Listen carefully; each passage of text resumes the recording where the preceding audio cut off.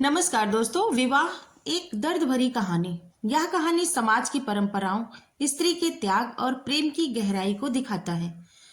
शांत सुबह थी। आकाश पर धूप हल्की सी मुस्कुरा रही थी, जैसे किसी नववधु का घूंघट धीरे धीरे हट रहा हो। पर उस सुबह का सूरज राधिका के लिए वैसा नहीं था।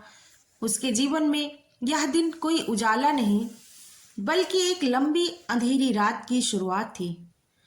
राधिका गांव की सबसे सुंदर और होनहार लड़की थी। पिता छोटे किसान थे, पर बेटी को पढ़ाना उनका सपना था। राधिका बचपन से ही कहती थी, बाबूजी, मैं टीचर बनूंगी, अपने पैरों पर खड़ी रहूंगी। पिता हंसकर कहते हैं, पहले दाल चावल का हिसाब तो सीख ले, फिर दुनिया का। घर में सादगी थी, पर प्यार बहुत। राधिका अपने सपनों को सिलाई, पढ़ाई और गीतों में पिरोती रहती। फिर आया एक दिन जब गांव में नए रिश्तेदार आए। उन्होंने कहा, आपकी बेटी तो लक्ष्मी है, हमारे बेटे के लिए एकदम योग्य। पिता का चेहरा गर्व से भर गया। माँ ने धीरे से कहा, अभी तो वह 20 की भी नहीं हुई। पर समाज की परंपरा कहाँ किसी लड़की की उम्र देखती है। लड़के का नाम अमित था। शहर में काम करने वाला, सुंदर और पढ़ा लिखा युवक। देखने में सब अच्छा लगा। पिता ने मन ही मन सोचा, अगर बेटी का घर अच्छा बन जाए तो मेरा जीवन भी सफल हो जाए। राधिका कुछ नहीं बोली। उसकी आंखों में डर और सपनों की टूटन दोनों थी। वह अपने जीवन की किताब के उस पन्ने पर पहुंची थी जहां उसके हाथ में कलम नहीं थी। शादी धूमधाम से हुई। गीत, नाच, बधाइयां, सब कुछ हुआ।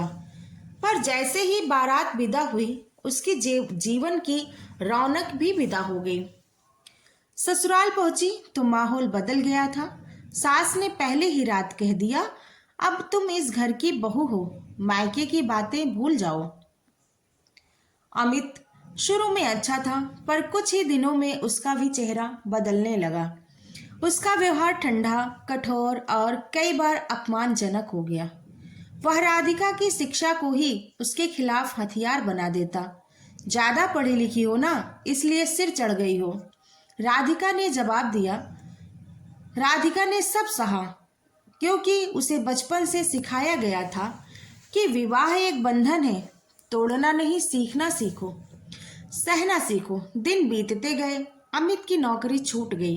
घर की परेशानियां बढ़ी, और जब परेशानियां आती है तो समाज हमेशा स्त्री को ही दोषी ठहराता है।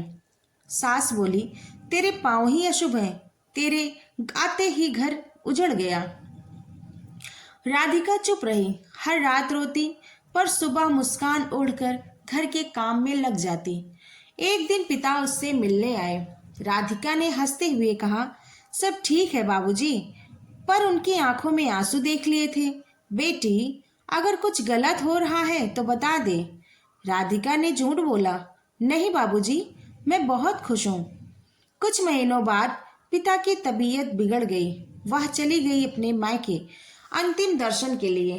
पिता ने आखिरी सांस में कहा, बेटी, अपने सपने मत छोड़ना, चाहे कोई भी रोके। यह वाक्य उसके दिल पर अंकित हो गया। वह वापस लौटी, पर वह पहले वाली राधिका नहीं थी। अब उसमें आत्मबल था और अपने जीवन को बदलने की जिद। उसने घर के कामों के बीच ट्यूशन पढ़ाना शुरू किया। धीरे धीरे बच्चों की संख्या बढ़ी। उसके ज्ञान और स्नेह ने सबका दिल जीत लिया। पर अमित को यह सब पसंद नहीं था। वह बोला, मेरी बीबी नौकरी करेगी, लोग हंसेंगे मुझ पर। एक रात झगड़ा हुआ। राधिका ने पहली बार आवाज उठाई, लोगों से डरकर मैं अपना जीवन नहीं खो सकती। उस दिन के बाद घर में सन्नाटा छा गया। राधिका अकेली रह गई, पर हिम्मत नहीं टूटी।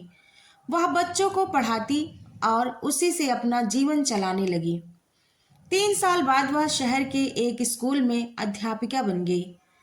अब वह अपने पैरों पर खड़ी थी।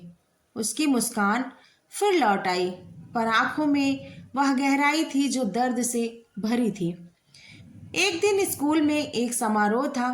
मुख्य अतिथि के रूप में बुलाया गया था अमित शर्मा, अब एक सरकारी अधिकारी। मंच पर दोनों आमने सामने हुए। अमित की आंखें झुक गईं। वह बोला, राधिका, मैंने तुम्हें बहुत कष्ट दिया। तुम चाहो तो आज भी वापस आ सकती हो। राधिका ने शांति से कहा, अमित, विवाह ने मुझे बहुत कुछ सिखाया कि स्त्री का अस्तित्व किसी के नाम पर नहीं, अपने कर्म पर टिका होता है। मैंने तुम्हें माफ किया, पर अब लौटना संभव नहीं। अब मैं अपने जीवन की राधिका हूं, किसी की परछाई नहीं। सारा सभागार तालियों से गूंज उठा।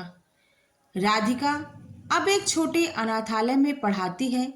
वह हर बच्ची को यही सिखाती है, विवाह बंधन नहीं, साझेदारी है। अगर उसमें दर्द हो तो चुप न रहो।